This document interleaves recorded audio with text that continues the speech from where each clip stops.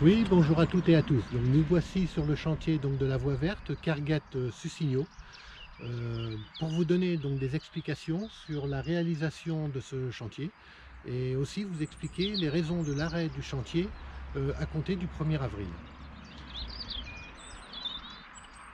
Donc les travaux ont débuté en début d'année.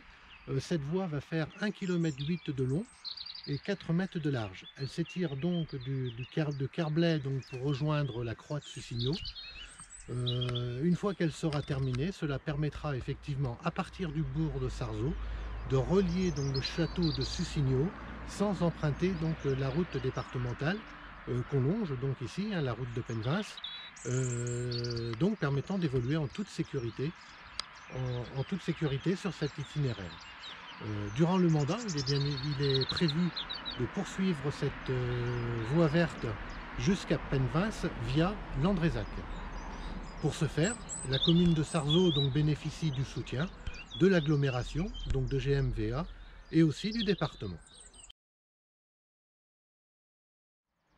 Oui, nous voici donc à la croix de Sucigno.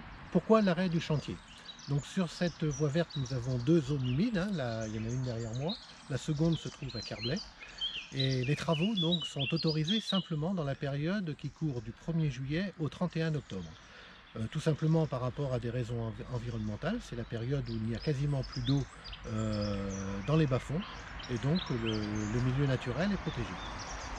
Donc dans ces zones, un cheminement en platelage sera réalisé.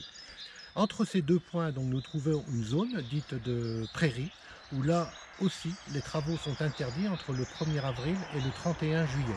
En effet, nous sommes en période de nidification, certains oiseaux sont classés et protégés, et il en est de même aussi pour les reptiles et des insectes qui, lors de l'étude préalable, ont été découverts et sont jugés aussi classés.